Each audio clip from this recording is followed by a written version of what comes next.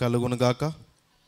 చేరి వచ్చిన సంఘం అంతటికి యేసుక్రీస్తు ప్రభువుల వారి పరిశుద్ధమైన నామంలో మీ అందరికీ నా శుభాభివందనాలు. పరిశుద్ధ గ్రంథం నుండి యేసుక్రీస్తు ప్రభువుల వారు చేసినటువంటి అద్భుత కార్యమును ప్రతిరోజు ఒకటి మనం ధ్యానించుకుంటుండగా ఈరోజు మరొక అద్భుత కార్యాన్ని మనం చూద్దామండి. పరిశుద్ధ గ్రంథం నుండి లూకా సువార్త 13వ అధ్యాయం 10వ వచనం. విశ్రాంతి దినమున ఆయన యొక్క సమాజ మందిరంలో బోధించుచున్నప్పుడు 18 ఏళ్ల నుండి బలహీనపరచు దయ్యము పట్టిన యొక్క స్త్రీ అచ్చట నుండెను. ఆమె నడుము వంగిపోయి ఎంత మాత్రము చక్కగా నిలవబడలేకుండెను. యేసు ఆమెను చూచి రమ్మని పిలిచి, అమ్మా, నీ బలహీనత నుండి విడుదల పొంది ఉన్నావని ఆమెతో చెప్పి ఆమె మీద చేతులుంచగానే ఆమె చక్కగా నిలవబడి దేవుని మహిమపరిచెను. యేసు విశ్రాంతి దినమున స్వస్థత పరిచినందున ఆ సమాజ మందిరపు అధికారి కోపంతో మండిపడి జన సమూహమును చూచి, పనిచేయ తగిన 6 దినములు కలవు గనుక ఆ దినములోనే వచ్చి స్వస్థత పొందుడి, విశ్రాంతి దినము అందు రావద్దని చెప్పెను. అందుకు ప్రభువు, వేషధారులారా, మీలో ప్రతి వాడిని విశ్రాంతి దినమున తన యొద్దనైనను గాడిద అయినను గాడి యొద్ద నుండి విప్పి తోలుకొని పోయి నీళ్లు పెట్టును కదా. ఇదిగో 18 ఏండ్ల నుండి సాతాను బంధించిన అబ్రహాము కుమార్తె అయిన ఈమెను విశ్రాంతి దినమందు ఈ కట్ల నుండి విడిపించేదగదా అని అతనితో చెప్పాను. ఆమేన్. చాలా అండి. పరిశుద్ధ గ్రంథంలో మనం గమనించినట్లయితే లూకా సువార్త 13వ అధ్యాయం 10వ వచనంలో ఈ విధంగా ఉన్నది. విశ్రాంతి దినమున ఆయన ఒక సమాజ మందిరంలో బోధించుచున్నప్పుడు, సమాజ మందిరం అనగా ఏ విధంగా మనము మందిరంలోనికి వచ్చి ఏ విధంగా మనం పాటలు పాడి దేవుని మహింపరుస్తున్నామో అటువంటి ఒక సమాజ మందిరం, జనులందరూ కూడి ప్రార్థించేటువంటి సమూహంతో ఉన్నటువంటి ఆ సభ ఉన్నటువంటి ప్రాంతము సమాజ మందిరంగా చూస్తాం మనం. ఈ సమాజ మందిరముగా పిలువబడేటువంటి ఆ సమాజ మందిరములో యేసుక్రీస్తు ప్రభుల వారు బోధించే సమయంలో ఆయన బోధిస్తూ ఉండగా అనేక మంది వచ్చి కూర్చొని ఉన్నారు.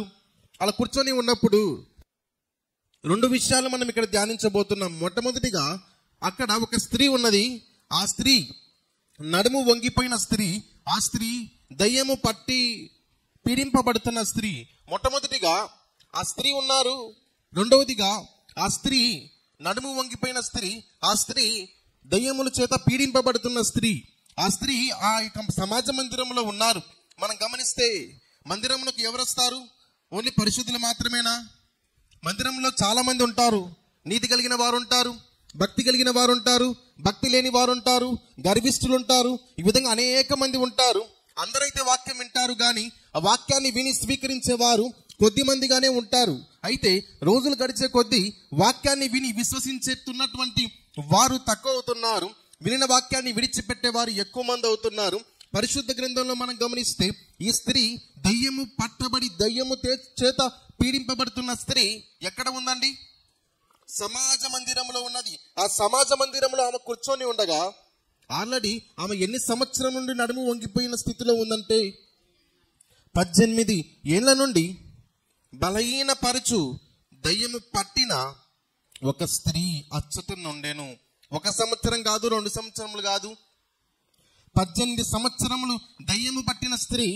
18 సంవత్సరముల నుండి ఆమె నడుము వంగిపోవుటకు గల కారణం ఒక దయ్యము. దయ్యానికి చాలా పేర్లు ఉన్నాయి. అపవిత్రాత్మ, సాతాను, ఈ విధంగా చాలా చెప్పుకుంటా పోతే వస్తాయి. పిల్లలు అంటారు భూతము. ఈ విధంగా దయ్యము పట్టినటువంటి ఒక స్త్రీ, ఆమె అనారోగ్యంతో ఉండుటకు గల కారణం సాతానుడు. గమనిస్తే ఒకానొక సమయంలో ఒక వ్యక్తి డాక్టర్ దగ్గరికి వెళ్ళాడంట. వెళ్ళేసి, డాక్టర్ గారు ఇలా అనారోగ్యంతో ఉన్నాను, పరీక్ష చేయండి అన్నానంట. అన్ని పరీక్షలు చేశారు. తల నుంచి కాళ్ళ వరకు చేయవలసినటువంటి ఆ బ్లడ్ టెస్ట్ అని, ఇంకా టెస్ట్ అని, అన్ని స్కానింగ్లని, ఆ స్కానింగ్లు ఈ స్కానింగ్లు అన్ని చేసేసిన తర్వాత డాక్టర్ అన్నారంట, నీకు ఏ రోగము లేదయ్యా, ఏది టెస్ట్ ద్వారా బయటపడడం లేదు, ఏమి కనబడడం లేదు అన్నానంట. మనం గమనిస్తే సాతానుడు ఒక వ్యక్తిలో ఉన్నప్పుడు, సాతానుడు ఉండినటువంటి ఆ శరీరములో ఏదైనా సాతానుడు బలహీనముగా అనారోగ్యాన్ని తెచ్చిపెడితే అది పరీక్షల్లో అనగా ఆ యొక్క టెస్ట్లలో బయటపడదు. గమనిస్తే సాతానుడు తెచ్చేటువంటి అనారోగ్యములో ఉన్నటువంటి ఆ వ్యక్తి ఏ టెస్ట్ చేయించినా బయటపడదు. ఈ విధంగా అన్ని టెస్టులు చేయించుకున్నాడు, ఏమి బయటపడలేదు. సరే, ఒక స్నేహితుడు వెళ్ళి మందిరానికి తీసుకెళ్లాడు. మందిరానికి తీసుకెళ్ళినప్పుడు ప్రార్థన చేసేటప్పుడు ఆ సాతానుడు గజ గజ గజ వణికిపోతున్నాడంట. వణికిపోతూ అంటున్నమాట, చాలా సంవత్సరాల నుంచి ఆ వ్యక్తిని పట్టి పీడించాడు. పట్టి పీడిస్తున్న సమయంలో ఆ సాతానుడు మాట్లాడుతున్నాడు, ఈ వ్యక్తిలో ఉండి అనారోగ్యాన్ని కలగజేశాను అని చెప్పేటప్పుడు అప్పుడు అర్థమైందంట. మనం గమనించినట్లయితే సాతానుడు ఒక వ్యక్తిని పట్టుకొని ఆ వ్యక్తిలో నివసించినప్పుడు ఆ వ్యక్తిలో అనారోగ్యం వచ్చినట్లయితే అది డాక్టర్లు చెప్పలేరు, డాక్టర్ల వల్ల కాదు. మనం గమనిస్తే అన్ని టెస్టులు చేయించినా కనబడనటువంటి రోగము అనారోగ్యం అది. అయితే యేసుక్రీస్తు ప్రభుల వారి దగ్గరికి వచ్చినటువంటి సమాజ మందిరంలో ఉన్నటువంటి 18 సంవత్సరాల నుంచి అనారోగ్యంతో నడుము వంగిపోయిన స్త్రీ వచ్చినప్పుడు యేసుక్రీస్తు ప్రభుల వారు అన్న మాట ఏంటంటే, ఆమె నడుము వంగిపోయి ఎంత మాత్రము చక్కగా నిలవబడలేకుండెను. యేసు ఆమెను చూచి రమ్మని పిలిచి, మనం గమనించినట్లయితే ఆయన పిలవగానే ఆ స్త్రీ వచ్చినది. దేవునికి మహిమ కలుగును గాక. ఆమెలో ఉన్న సాతానుడు దేవుని దగ్గరికి రావడానికి వీలు లేకుండా చేస్తున్నది, కానీ ఆమె సమాజ మందిరంలో ఉన్నది. అలా సమాజ మందిరంలో ఉన్నప్పుడు దేవుడు యేసుక్రీస్తు ప్రభుల వారు పిలిచినప్పుడు ఆమెను పిలిచి, అమ్మా నీ బలహీనత నుండి విడుదల పొంది ఉన్నావని ఆమెతో చెప్పి, చాలండి, ఏం పొందండి? బలహీనత నుండి విడుదల పొందావు అని యేసుక్రీస్తు ప్రభుల వారు అన్నారు. ఆ మాట చెప్పినప్పుడు ఆమె వంగిపోయినటువంటి నడుము వంగిపోయిన స్థితిలో నుండి చక్కగా నిలవబడింది. 18 సంవత్సరాల నుండి ఆ స్త్రీ దయ్యం పట్టినటువంటి స్త్రీ, ఏమి జరుగుతా ఉందో తెలియదు, ఎందుకు ఇలా అవుతా ఉందో తెలియదు, ఆమె నడుము ఎందుకు వంగిపోయిందో తెలియదు. అటువంటి పరిస్థితిలో ఉండగా సాతానుడు ఈ విధంగానే చేస్తాడు. ఒకనొక సమయంలో నేను బైబిల్ కాలేజ్ చదివేటప్పుడు ఒక గొప్ప దైవజనుడు రవి జకరియాస్ అనేటువంటి ఒక దైవజనుడు రవి జకరియాస్ గారు వచ్చి ఉన్నారు. నేను చదివే కాలేజీకి వచ్చారు. చాలా టైమ్స్ ప్రసంగం చేయడానికి వస్తూ ఉంటారు ఆయన. ఒకసారి ప్రసంగం చేయడానికి వచ్చినప్పుడు చాలా మంది చాలా ప్రశ్నలు అడుగుతూ ఉన్నారు. బైబిల్ నుండి చాలా ప్రశ్నలు అడుగుతూ ఉంటే ఆయన చెప్తూ ఉన్నాడు. అంతలో ఒక బైబిల్ కాలేజ్లో ఉన్నటువంటి కొంతమంది ఆ యొక్క వారు వెళ్ళి యవనస్తులు వెళ్ళి ఒక మాట అడిగారు, రవి జకరియాస్ గారు, దయ్యము పట్టినటువంటి ఒక వ్యక్తి, ఆ వ్యక్తిని సాతానుడు చంపగలదా? ఆ వ్యక్తిని సాతానుడు చంపుటకు శక్తి ఉందా అంటే ఆయన ఒక మాట చెప్పాడు లైవ్లోని, సాతానుడు పట్టినటువంటి వ్యక్తి ప్రార్థన చేయలేక దేవునికి దూరం అవుతాడు, వాక్యం చదవలేక దేవునికి దూరం అవుతాడు, మందిరానికి రాకుండా దేవునికి దూరం అవుతాడు, దేవుని విషయాలన్నిటినీ దూరము చేసుకొని దూరం అయిపోతాడు.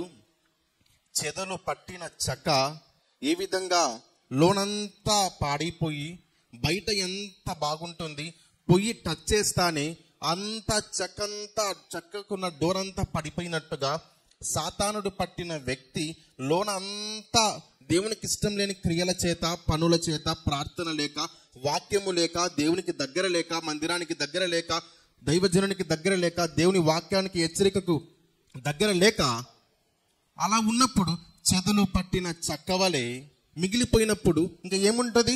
చనిపోడా మనిషి? వాక్యము లేకుంటేనే మానవుడు ఆత్మీయ స్థితిలో చనిపోయినట్టు. ఇంకా అస్సలు భక్తి జీవితము లేకుండా లోకానుసారముగా పాపము వలన వచ్చు జీతము మరణము.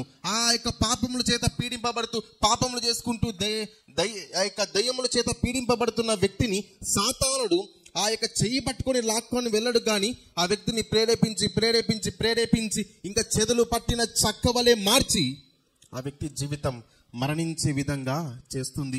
చాలా మంది కూడా అంటూ ఉంటారు, ఒకవేళ ఏదైనా కష్టం శోధన వస్తే ఇంకా చనిపోతాను అని వారి మనసులో వారు అనుకొని గట్టిగా పట్టుబట్టి ఉంటారు. అప్పుడు గమనించాలి, అలాంటి శోధన ఏదైనా బాధ వచ్చినప్పుడు సాతానుడు చెవులో ఊదుతూ ఉంటాడు, నీకు ఈ లోకంతో పని లేదు, నువ్వు ఇక్కడ నుండి వెళ్ళిపో, నీకు ఒక మన లోకం ఉంది, నువ్వు ఇక్కడ నుంచి చనిపో అని ప్రేరేపణ కలిగిస్తూ ఉంటాడు. అది ఎవరి పని? సాతానుడు దేవునికి దూరము చేయుటకు, బలహీనపరచుటకు, బలహీనమైన మాటలు మాట్లాడి దేవునికి దూరముగా చేస్తూ ఉంటాడు. అలాంటి మాటలు వినబడినప్పుడు చేయవలసిన ఒకే ఒక పని, ప్రార్థన చేయాలి. ప్రార్థన చేస్తే ప్రారంభంలో ప్రార్థన మోకాలేసి ప్రార్థన చేసేటప్పుడు ఒకవేళ మనసు గాయముగా ఉండొచ్చేమో పరిస్థితులను బట్టి, ఇబ్బందులను బట్టి, కానీ ప్రార్థనలో మనం చేసేటువంటి ఆ యొక్క ప్రార్థన మనుషుల కొరకు కాదు, మనుషులకు చెప్పడం లేదు, అధికారికి చెప్పడం లేదు, దేవాది దేవునికి మన సమస్యను చెప్పుకుంటున్నాం కాబట్టి దేవుడే సహాయం చేస్తాడు. దేవునికి మహిమ కలుగును గాక. ఈమె కలిగి ఉన్న అనారోగ్యములలో 2 విషయాలు గమనిస్తే, నడుము వంగిపోయిన స్త్రీ మొట్టమొదటిగా, రెండవదిగా దెయ్యము పట్టిన స్త్రీ, 2 కూడా ఒకటేసారి విడుదల కలిగినది. అయితే 18 సంవత్సరములు ఆ విధంగా ఉన్న యేసు ప్రభు వారు ఆమెను పిలిచి ముట్టగా స్వస్థత కలిగినది. ఎవరు కూడా ఎప్పుడు కూడా దేవునికి దూరముగా ఉండకూడదు, ప్రార్థనకు దూరంగా ఉండకూడదు, వాక్యానికి దూరంగా ఉండకూడదు, సంఘానికి దూరంగా ఉండకూడదు. ఎప్పుడు దైవ భక్తి కలిగినటువంటి విషయములో మనము ముందు ఉన్నప్పుడు దేవుని యొక్క కార్యములు, దేవుని యొక్క ఆత్మశక్తితో నింపబడి ఈ లోకయాత్రలో మనం ముందుకు వెళ్ళగలం. గనుకనే భక్తులు చాలా మంది చాలా పాటలు రాశారు. ఒక పాట ఈ విధంగా ఉంటుంది, మనకు తెలిసిన పాట. అందరం కలిసి ఒక చరణం పాడదాం. జీవనదిని నా హృదయములో ప్రవహింపచేయుమయా, జీవనదిని నా హృదయములో ప్రవహింప. హల్లెలూయా. మన జీవిత యాత్ర అంతా కూడా దేవా జీవనదిని నా హృదయంలో ప్రవహింప చేయుము అని ప్రతి దినము ఒక దేవుడు చేసిన అద్భుత కార్యాన్ని వింటున్నాం మనం. మన ఈ లోక యాత్ర అంతా కూడా ఆయన యొక్క మార్గంలో నడుచుటకు, ఆయన వాక్యములో ప్రార్థనలో నింపబడి ముందుకు సాగాలి. అట్టి కృప ధన్యత పొందుకొని మన ముందులాగున ఈ వాక్యాన్ని మన ఆత్మీయ మేలుకై దేవుడు దీవించి ఆశీర్వదించును గాక. ఆమేన్.